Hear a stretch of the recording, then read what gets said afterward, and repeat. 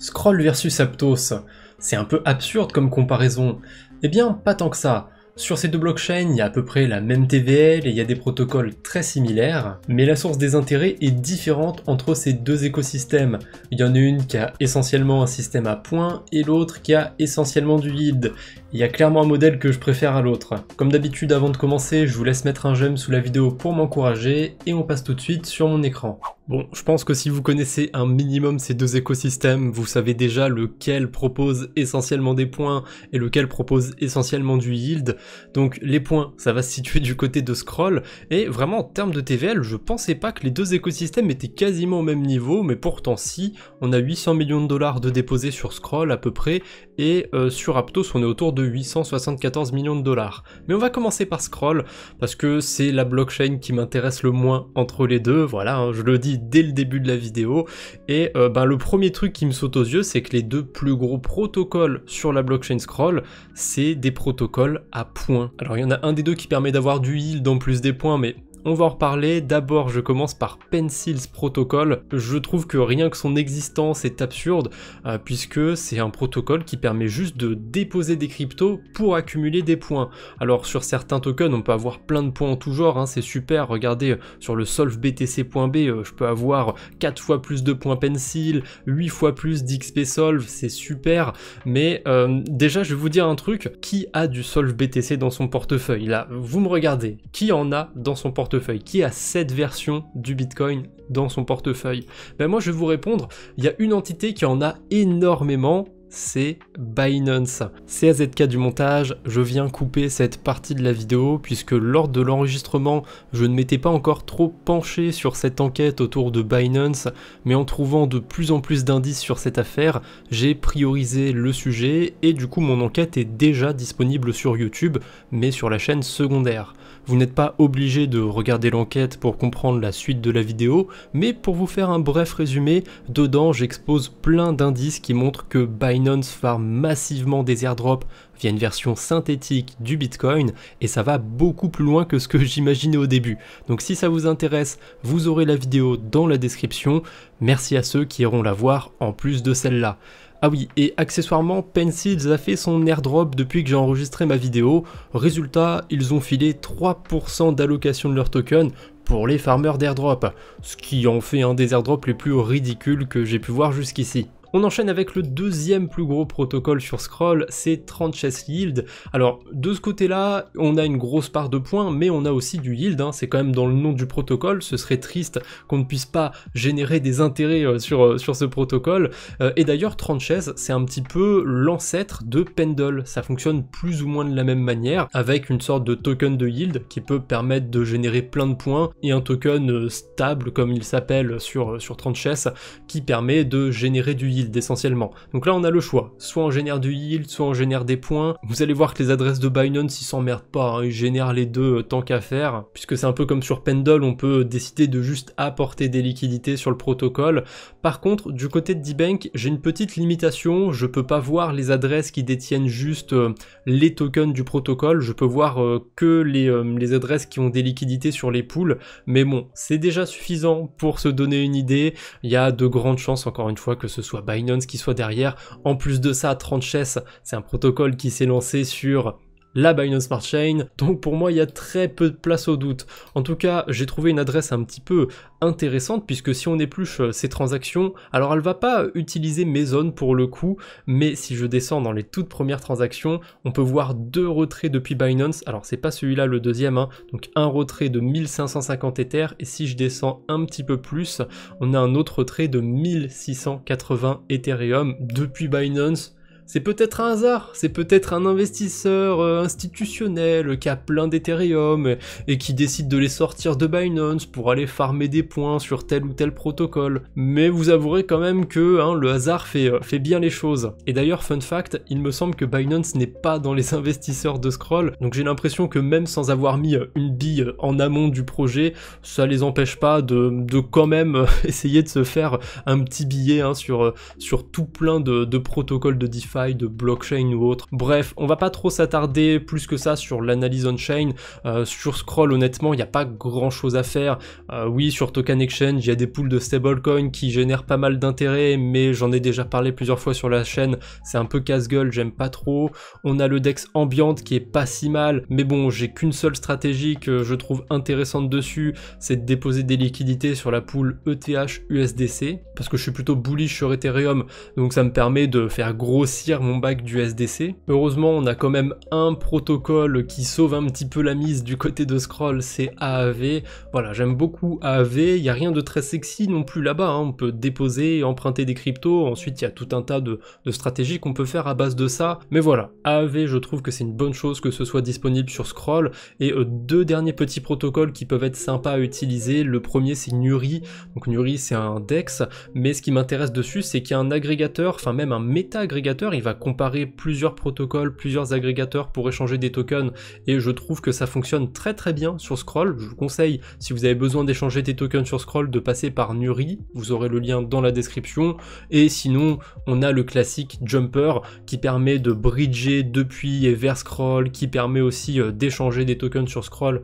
Voilà, Jumper c'est l'incontournable, il sera aussi dans la description, mais bon, je pense qu'il y en a déjà pas mal d'entre vous qui l'utilisent régulièrement. Allez, à présent, on passe à la blockchain Aptos. Alors, je tiens à dire qu'il y a des défauts qui sont similaires sur la blockchain Aptos. Sur Scroll, on retrouve pas mal de protocoles de restaking, de points, de lending et compagnie, hein. Donc des protocoles dont l'interaction est très simple. Il suffit de déposer des liquidités et généralement on va soit avoir du yield et des points, soit du yield, mais on va farmer l'airdrop de la blockchain. Enfin, vous voyez où je veux en venir. Scroll, c'est très passif l'activité qu'on peut avoir dessus. Et bien sur Aptos, si on regarde les protocoles et qu'on fait attention aux catégories, il y en a une qui revient assez souvent, c'est les protocoles de lending. On a beaucoup de protocoles de lending sur la blockchain Aptos et c'est des protocoles qui sont très passifs à farmer.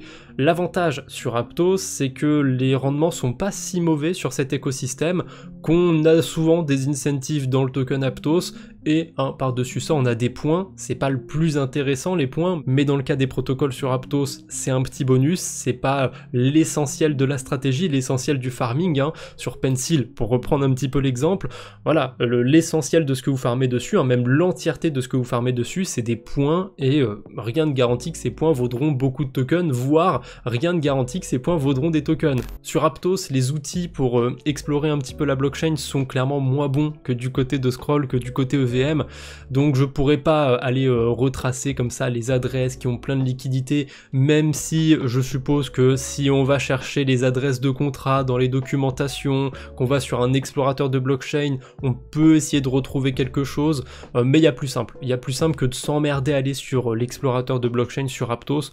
Je vais prendre un protocole au pif, on va prendre Meso Finance par exemple, donc c'est un protocole de lending, hein, il y a quasiment que ça sur Aptos. Sur ce protocole, comme sur tous les autres protocoles de lending, il me semble, on a accès au classement, donc même sans aller voir on-chain, s'il n'y a pas 2-3 baleines qui ont des liquidités sur le protocole, on peut très facilement le deviner grâce au nombre de points qui sont accumulés par certaines adresses. Typiquement, les deux premières adresses ont 1,3 milliard de points, et si je vais voir le top 50, on est déjà à 8 millions de points seulement, donc ça fait quoi? Ça fait quasiment 200 fois moins de points, et si je vais au top 10, on est à 1,3 million de points, donc là on est à peu près à 1000 fois moins de points en l'espace de 100 personnes. Donc j'ai pas le nombre de points total, mais je devine très rapidement que le top 10 des adresses, ils doivent avoir 90-95% des points faciles sur le protocole. Donc je dis pas qu'Aptos c'est mieux que Scroll, du point de vue des points c'est la même merde, hein.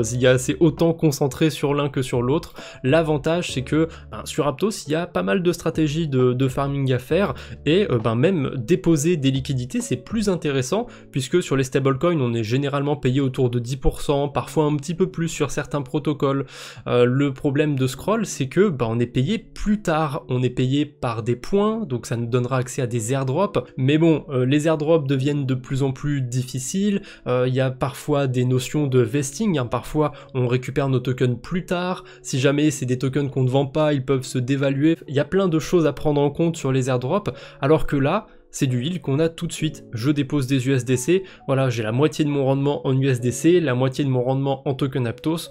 Je préfère largement aller vers ce type de protocole, surtout que il y a très peu de chances que déposer des USDC sur Pencil Protocol, finalement ça donne un rendement supérieur au rendement qu'on a sur Aptos. Et je reviens sur Aptos, j'arrête pas de faire des ping-pong entre les deux, désolé. Donc sur Aptos, on a plein de protocoles de lending, je disais, on a Meso Finance, on a Aptin qui est là depuis un petit moment. Et d'ailleurs, je l'ai pas montré sur Meso, mais comme sur Aptin Finance, on a des rendements bonus sur de l'Ether, on a des rendements qui sont pas dégueux, 10% du côté d'Aptin, 16% du côté de Meso, on est payé que en token Aptos par contre. Ensuite, on a le protocole Echelon, on a le protocole Aries, toujours autour de 10% sur des stablecoins.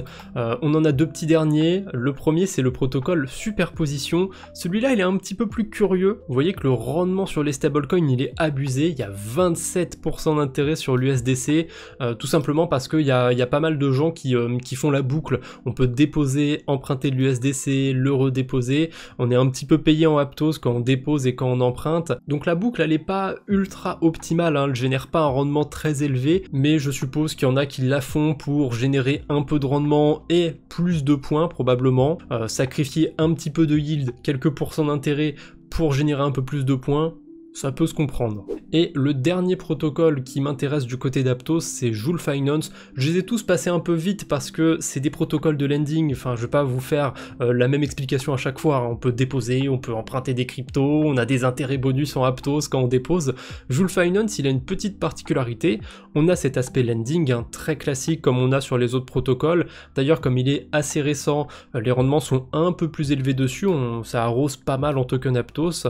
Mais surtout, la petite différence, c'est qu'on peut bridger directement sur la blockchain Aptos en passant par le protocole, et ça va utiliser le bridge natif d'Aptos, hein, qui utilise Layer 0, qui fonctionne très bien, il y a assez peu de frais, sauf que là on a exactement le même bridge, et en plus de ça il permet d'accumuler quelques points sur le protocole. Encore une fois, les points c'est pas hyper intéressant, mais tant qu'à faire exactement la même opération, autant choisir le protocole qui peut vous donner des points. Et j'ai testé, j'ai vérifié, j'ai pas eu de frais supplémentaires. Peut-être que ça va changer, qu'ils vont mettre des frais sur les transactions, mais pour l'instant, tant qu'il n'y a pas de frais supplémentaires à passer par Joule Finance, si jamais vous devez bridger sur Aptos, je vous conseille de passer par le protocole Joule et pas directement par le bridge natif. Voilà, ça reviendra exactement au même, ça prendra le même temps, sauf que là vous aurez des points en plus. Pour ce qui est des DEX sur l'écosystème Aptos, c'est un peu mieux que sur Scroll, hein. Sur Scroll, il n'y a pas grand chose de très intéressant. Certes, il y a des liquidités, on peut échanger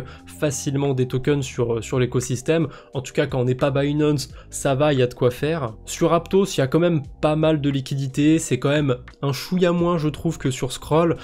Du côté des DEX, on a aussi des pools de liquidités qui sont sympathiques. On peut avoir du 16 à 20% d'intérêt sur des stablecoins, ça dépend un petit peu. Là, on est plus autour de 16% sur Solana. Sur PancakeSwap, on a du 18% sur une pool avec de l'USDC, c'est pas si dégueu. Et comme pour la blockchain Scroll, quand vous êtes amené à faire des swaps sur la blockchain Aptos, il faut toujours passer par un agrégateur, c'est bien meilleur. Et l'agrégateur principal sur Aptos, c'est Panora. C'est pas le seul qui existe, mais bon, il fonctionne très très bien cet agrégateur, il n'y a pas de frais supplémentaires non plus.